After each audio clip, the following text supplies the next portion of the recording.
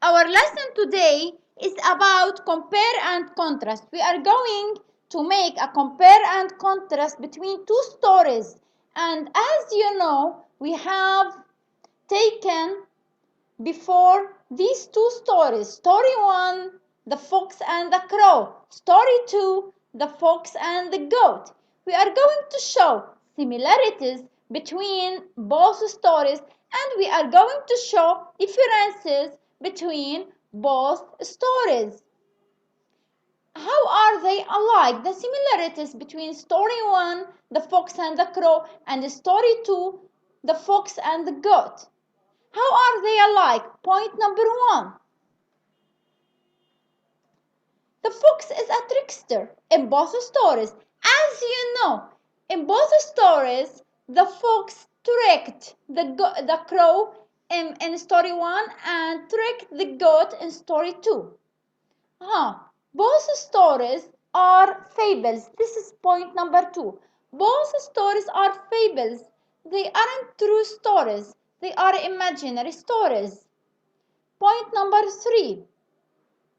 In both stories, the main character, other than the fox, gets an unpleasant lesson. As you know, in story 1, the fox tricked the crow and he took the cheese out of his beak.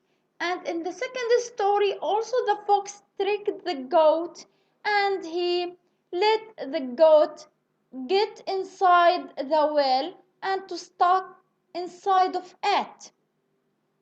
Okay, now differences between story 1 and story 2. How are they different? Point number 1. The main characters, other than the fox, are different animals. As you know, story 1, the fox and the crow, it's a bird. In story 2, the fox and the goat. Okay, goat, it's a mammal. Point number 2, here, in differences. Listen, one story is about cheese. As you know, the crow had a cheese. The other is about being stuck in a well. But in the other story, the fox and the goat, the fox led the goat to be stuck in a well. Oh dear goat. She was stupid. Okay, point number 3, differences between story 1 and story 2.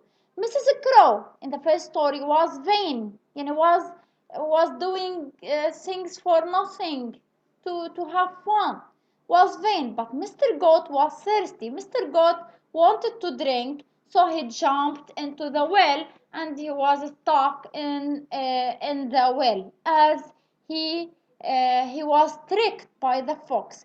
By this, I showed you some similarities and differences between two stories, the fox and the crow and the fox and the goat.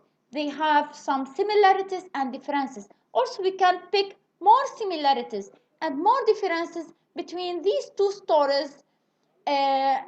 Also, if we read again both stories, the fox and the crow and the fox and the goat, we are going to pick new similarities and new differences between both stories.